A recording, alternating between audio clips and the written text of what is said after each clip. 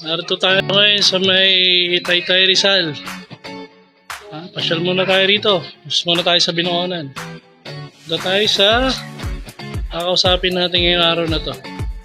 Yun. Ayun, nakakita ko na. Ayun, mamaya na ulit. A few moments later. Good day po mga team Kumosiko. Welcome po again sa aking YouTube channel, Brian the Sax. Don't forget to subscribe. Pakishare na rin sa ating mga kapwa Kumosiko para malaman nila yung project rising. And pakiclick na rin yung notification bell para updated po kayo sa mga videos na upload ko. Shoutout po muna tayo sa mga nag-comment sa video natin last time. Shoutout kay Music Enthusiast. Sabi niya, tama, itaas natin ang mga kapwa nating kamusikeros. Yun. And shoutout kay Katakuri. Sabi naman niya, nice sir. Wala ako tumigil ka ulit sa YT. Tuloy-tuloy lang sir. Yan.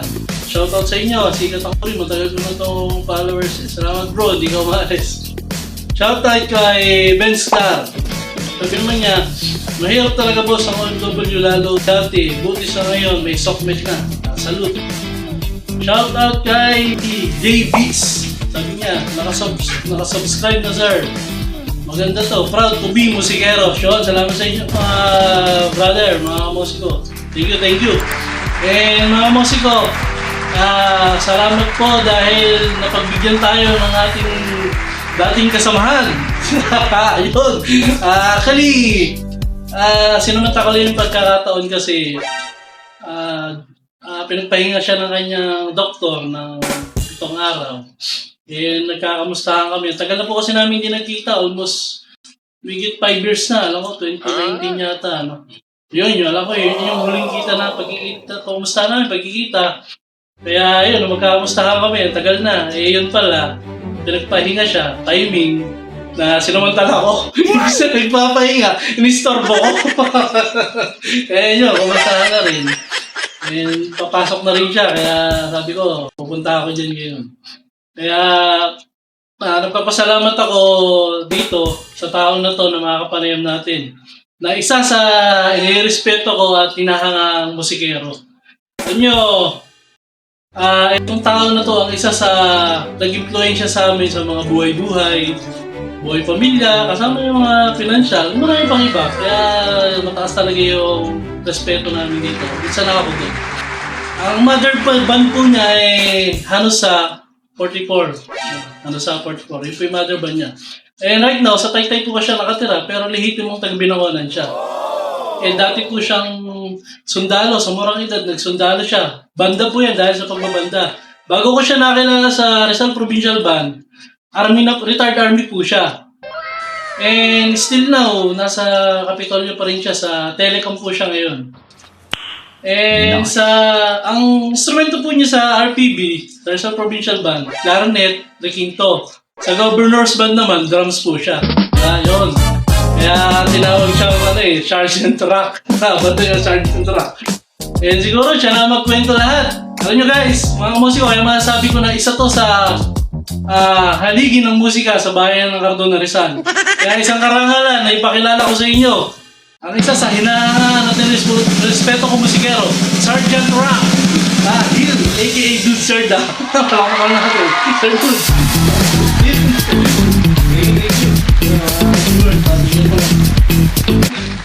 Magandang hapon. Ayun. Second round. Shout out. Kasi bitang nagpapahinga ako eh. Inistorbo ako. Kinakaya ako papasok na bukas. Kinabukasan, papasok na ako. Pero ano yun? Papahinga ako kasi. Bakasyon na. Papahinga pa rin. Hindi mo pa rin bakasyon todo. Okay. Dahil kasi 16 years na. Pwede. Yeah, 16 tagal na rin. Oo. Pensionado na rin kasi ito. Kung tutusin nga, hindi ko nagtrabaho. Dapat 60. 60. Mag-pension na ako. Kaya lang 58 pa lang ako ngayon. Yung talagang... 58. Hindi mo 60. Sayang, retirement, no? Oo. Return na rin ako. Yun lang naman. Yun, siguro, tanungin natin siya. Ito, may mga ready ako question eh. Yun. Sir Dudes, tawag ko po namin sa kanya Sir Dudes eh. Sir Dudes, paano mo ka nagsimula, paano ka nag-start maging, nahilig sa music? Kasi nung araw, ang paborito ko talaga is snare drum. Nung lolo ko. Ngayon, yung tatay ko, clarinet player. Oo. Ngayon, yung lolo ko, nung iuwi ko yung instrumento, pinabalik. Pinabalik sa akin. Pinakuha sa akin, clarinet. Doon ka na hilig. Doon naman ako bumasa nung practice. Habang yung kapitbahay ko, si Sargento Saula, kumano na eh.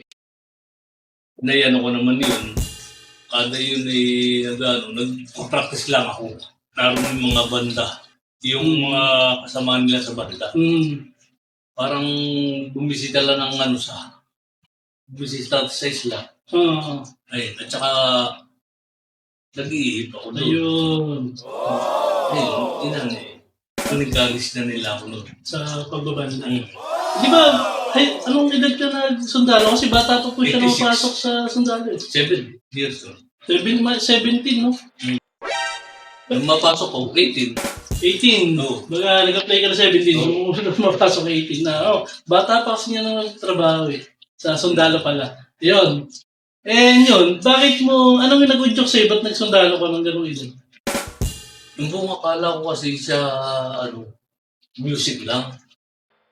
Hindi pala. Pagkatapos, magte-training ka rin. Hindi pwedeng hindi magte-training. Kasama siya. Kasama sa So, expect mo, dahil nung edad na yun, alam mo, puro tugtog lang.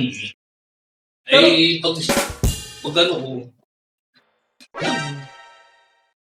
naroon na lang din, Tinuloy mo na. tinuloy ko. Pinanindigan mo, wala ka naman iniisip yun. Third priority lang ang banda ron. Hindi. Hindi pulos banda. Pwede kami rifleman. 1986 to 95. Clarinet player. Nung 95, 96, hanggang drum player. Banda ka din doon, nag-combo rin. Yun. Kumbaga, rin siya, banda ng member ng banda, then sa combo rin. Kaya same din, parang sa RPB, doon, clarinet, the same time, drums. So, Yun. Okay. Early retirement din ikaw sa di ba? 2006, 38 siya lang ata nung 38, no? Mag-retire siya, kaya 38 years old. bata pa rin mag-abot kami nito sa sa RPB. Sila, wala pa yata ako kasama nag-abot tayo. Nung sa RPB, napasok ako doon 2010. Pero nag-apply ako doon 2007. Nagpahinga lang ako ng isang retirement. Bakit sa mo naisipan sa example, sa government? Kasi pwede ka naman private, di ba? Bakit naisip mo sa Capitol? Kasi yung pagkaano sa factory, yung sa JCS, baka sakali lang. Parang tuloy, gano'n. Continuous. Pero hindi pala. Hiwalay siya. Hiwalay. Hindi ba tinanggal kami sa JCS ng JCS member. Ganun pala yun. Tinanggal ang AP. Kaya, separate itong Hindi pala siya continuous. Yun. Ngayon, sunod tayo sa sunod nating tanong. Ano ang pinakamalaking disiplina at pamamaraan ng pagtatrabaho bilang sundalo kumpara sa pagiging kawani ng gobyerno? malaking pagkakaiba. Kung talagang disiplina ron. Disiplina. Pagdating Iba dito, disiplina sa civilian. malayo talaga. Malayo. Malayo. Iba disiplina ng nasa loob. Pero nai-apply mo ba yun sa trabaho? Oo, nai-apply ko minsan yun. Kaso mula, mapapama ko sarili ko. Sige na. Parang nangyari. Sumang-ayon ka sa Tawag doon sa environment. Kasi iba yung disiplina sa... Ano ba Sa tawag? training. Ano tawag sa ganyan? Pag nasa sundalo kami. Ay, service. Nasa servisyo. Kasi tawag sa amin, civilian eh. O mali ako eh, correct na lang ako dyan. Ayun. Ayun. And siguro ito, huling tanong natin kay Sir Dudes. Ano ba to? Paano mo naging sandigan ng musika sa mga panahon na malungkot ka? Kasi syempre malayo ka sa lugar niyo eh, sa ano eh. Tapos, di ba nasa sundalo ko, naroon ka lang eh. Paano yung, siyempre, may time na malungkot ka. Ano pa ba, yung may mga iniisip ka, problema, eh mag-isa ka lang doon. Paano nakatulong sa iyo yung musika? Hindi, totoo. Nung nagtitraining lang kami. Marami naman akong nakilala. Okay na. Oo. Saglit lang akong... Saka kasi, ano ko pa nun, binata ka eh, no? Kaya wala masyadong, iniisip. At saka tanongin sila eh. Oo, tama. Sa Bonifacio, doon kami nag-training. Last training ng bago mag-CS. At magkaroon ng CS. Kami ang kahuli yung training. Sir, doon, saan ka tutulog ba? Hindi na. Ayun. Hindi na tungkol. Ayun. Hindi natin mahihingan ng konting pagtugtog sana ng tawag doon. Nagano ko rin, yung soprano, di ba? Nagyano dito yung Meron soprano. ako dyan. Kaso hindi na siya matugtog, kaya hanap na siguro tayo ng mga video para marinig siya tumugtog sa amin. Binibenta ko yun. Yun.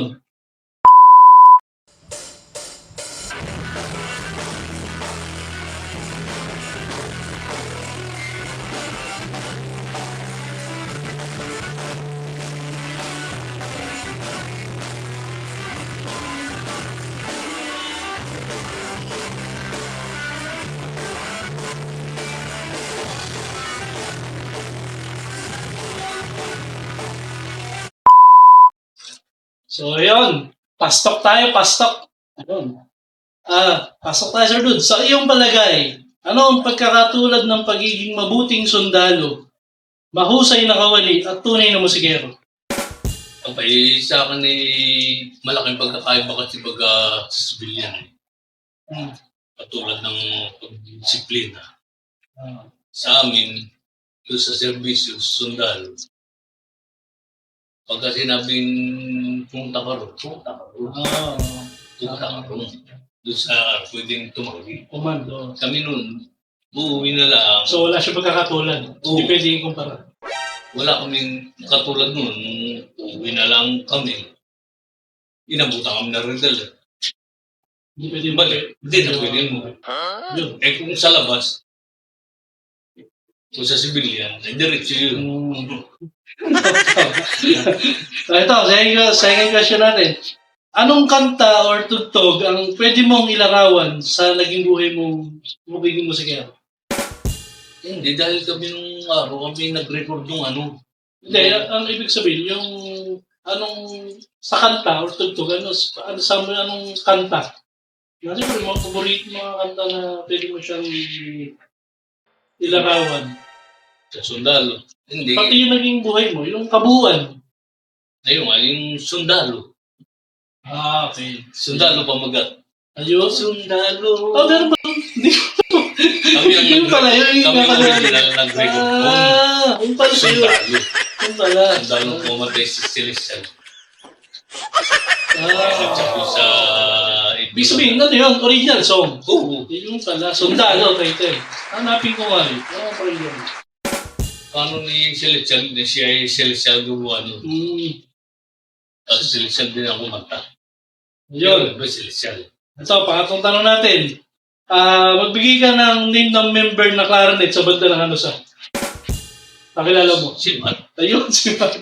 Si Matt. Mathematiko. Oo. Ayun. Favorite na kanta na tinutugtog ng Governor's Band?